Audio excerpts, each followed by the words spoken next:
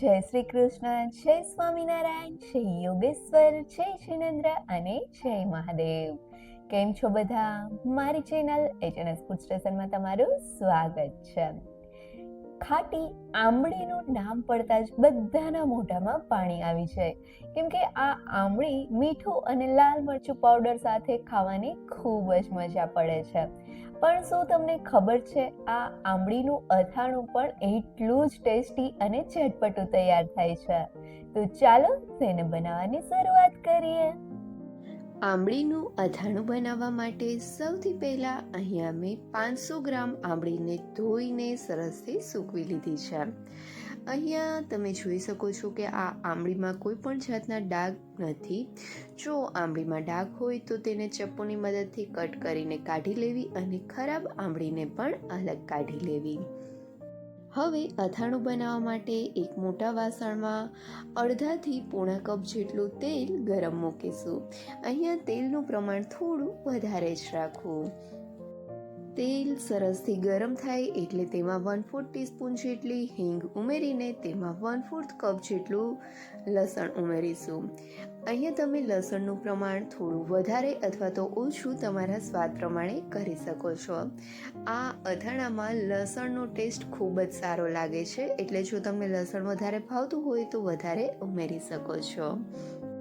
લસણને થોડી વાર સાંતળ્યા પછી તેનો કલર ચેન્જ થવા લાગે એટલે તેમાં ધોયેલી આંબળી ઉમેરીશું અને તેને પણ સરસથી મિક્સ કરી લઈ ગેસની મીડિયમ ટુ સ્લો ફ્લેમ ઉપર આંબળી થોડી સોફ્ટ થાય ત્યાં સુધી તેને પકાવીશું.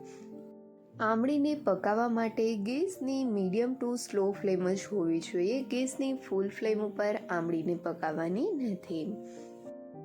આંબળી પાકે ત્યાં સુધીમાં જો હજી સુધી તમે મારી ચેનલને સબસ્ક્રાઈબ નથી કરી તો નીચે આપેલા સબસ્ક્રાઈબ બટન પર પ્રેસ કરો અને બાજુના બેલ આઇકન પર ક્લિક કરો, જેથી તમને મારા નવા વિડીયોનું નોટિફિકેશન મળતું રહે.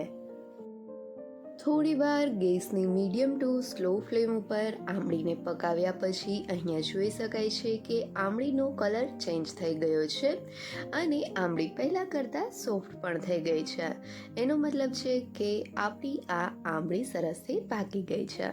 તો હવે તેમાં સ્વાદ પ્રમાણે મીઠું ઉમેરીને સરસથી મિક્સ કરી લેશું અને ત્યાર પછી ગેસની ફ્લેમ બંધ કરી દેશું. અહીંયા સાદા મીઠાનો જ ઉપયોગ કરવો. જો તમે સિંધા મીઠાનો ઉપયોગ કરતા હોય તો તેનો ઉપયોગ પણ કરી શકો છો, પણ બને ત્યાં સુધી સાદા મીઠાનો જ ઉપયોગ કરવો. હવે ગેસની ફ્લેમ બંધ કરી દઈ આંબળીને ઠંડી થવા દેશું અને આપણી આ આંબળી ઠંડી થાય ત્યાં સુધીમાં અથાણાનો મસાલો તૈયાર કરશું. તો તેના માટે એક વાસણમાં 2 ટેબલસ્પૂન જેટલી રાઈ અને 2 ટેબલસ્પૂન જેટલી આખી મેથી લઈ તેને ગેસની સ્લો ફ્લેમ ઉપર શેકીશું. આ રાઈ મેથીને આપણે ત્યાં સુધી શેકવાના છે કે જ્યાં સુધી રાઈ ફૂટવા ના લાગે. તો આ રીતે સતત હલાવતા રાઈ મેથીને ગેસની સ્લો ફ્લેમ ઉપર શેકીશું. થોડી વાર પછી અહીંયા જોઈ શકાય છે કે રાઈ સરસથી ફૂટવા લાગી છે. તેનો અવાજ પણ આવે છે અને જોઈએ તો પણ જોઈ શકાય છે કે રાઈ ફૂટીને ઉપર આવે છે. એનો મતલબ છે કે આપણા આ રાઈ મેથી સરસથી શેકાઈ ગયા છે. તો હવે ગેસની ફ્લેમ બંધ કરી દઈ આ રાઈ મેથીને એક પ્લેટમાં કાઢી લેશું અને ત્યાર પછી રાઈ મેથીને ઠંડા કરીને તેનો ભૂકો તૈયાર કરીશું. તો આપણો આ આંબળીના અથાણાનો મસાલો તૈયાર છે.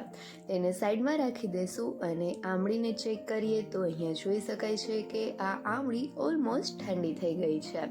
થોડી આંબળી ગરમ હશે તો ચાલશે, પણ તે વધારે ગરમ ના હોવી જોઈએ, કેમકે આંબળી વધારે ગરમ હશે અને તેમાં આપણે બધા મસાલા ઉમેરશું તો તે બળી જવાની શક્યતા રહે છે. એટલે આ રીતે આંબળી થોડી ઠંડી થાય ત્યાર પછી તેમાં અડધી ચમચી જેટલી હળદર પાવડર અને 1 થી 1.5 ટેબલસ્પૂન જેટલું કાશ્મીરી લાલ મરચું ઉમેરીશું અને તેની સાથે જ આપણે જે રાઈ મેથીનો ભૂકો કર્યો હતો તે ભૂકો ઉમેરીને આ બધી જ વસ્તુને ચમચા વડે સરસથી મિક્સ કરી લઈશું. આ રીતે બધા જ મસાલા આંબળી સાથે સરસ રીતે મિક્સ થઈ જાય ત્યાર પછી હવે આ અથાણાને આપણે ઢાંકણ ઢાંકીને 6 થી 8 કલાક માટે આ જ રીતે રાખી દઈશું, જેથી કરીને મસાલામાં સરસથી તેલ એબ્ઝોર્બ થઈ જાય અને આંબળીમાં બધા જ મસાલા સરસથી એબ્ઝોર્બ થઈ જાય. એટલે અથાણાને 6 થી 8 કલાક માટે રેસ્ટ આપીશું.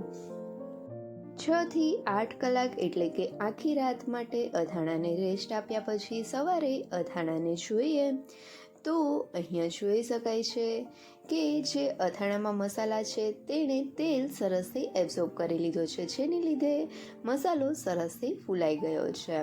અને અહીંયા જોઈ શકાય છે કે આપણા આ અથાણાનો કલર પણ કેટલો મસ્ત આવ્યો છે.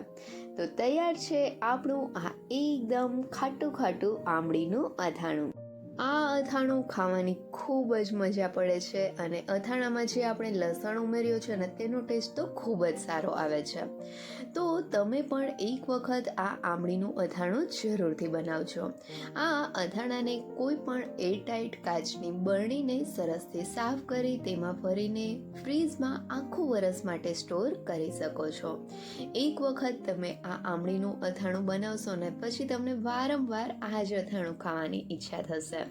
તો તમે પણ આ અથાણું બનાવજો અને મને કમેન્ટ કરીને કહેજો કે તમને આ મારી રેસીપી કેવી લાગી. જો રેસીપી ગમે તો વિડીયોને લાઈક કરજો અને તમારા ફ્રેન્ડ સાથે શેર પણ કરજો. અને હા, મારી ચેનલને સબસ્ક્રાઈબ કરવાનું ભૂલતા નહીં. Thank you so much.